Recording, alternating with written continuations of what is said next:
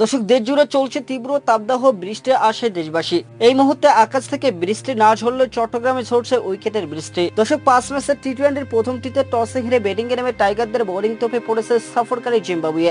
এদিন 36 রানে 1 উইকেট থেকে স্কট বোর্ডে 2 রান যোগ করতেই তারা উইকেট হারিয়ে ফেলে 5টি। দর্শক, জিম্বাবুয়ের ব্যাটিং ধসের চিত্রটা এর চেয়ে ভয়ঙ্কর কি হতে পারত। এদিন চট্টগ্রামের আকাশে ছিল মেঘের ঘনঘটা, দমকা বাতাসের সঙ্গে যেন যে কোনো সময় জমজমিয়ে বৃষ্টি নামার পূর্বাভাস। তবে এরই মধ্যে জহুর আহমেদ চৌধুরী স্টেডিয়ামে উইকেটের বৃষ্টি চলছে।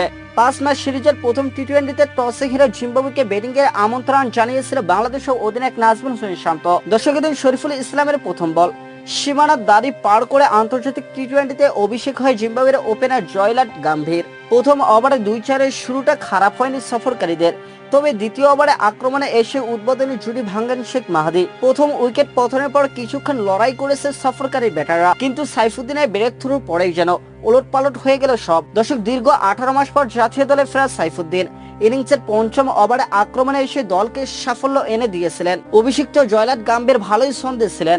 সাইফুদ্দিনের ওভারের শেষ বল তুলে মারতে গিয়ে শর্ট ফাইন লেগে ক্যাচ দেন তাসকিনকে।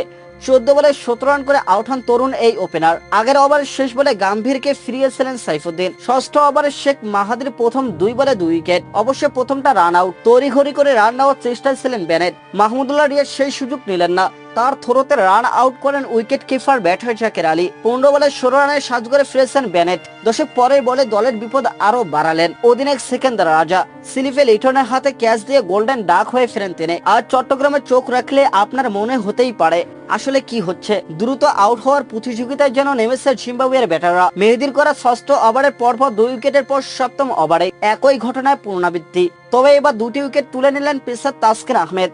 প্রথম বলে ফিরিয়েছেন উইলিয়ামসকে, পরের বলে ব্যাক আউট পয়েন্টে রিশাদকে ক্যাচ দেন বারুলো। দর্শক, 2 ব্যাটার নিজেদের মোকাবেলা করা প্রথম বলে ড্রেসিং রুমে ফিরে গেছেন। অষ্টম ওভারে আক্রমণে এসে লুক জঙ্গিকে তৌহিদ হৃদয়ের ক্যাচে পরিণত করেন সাইফুদ্দিন।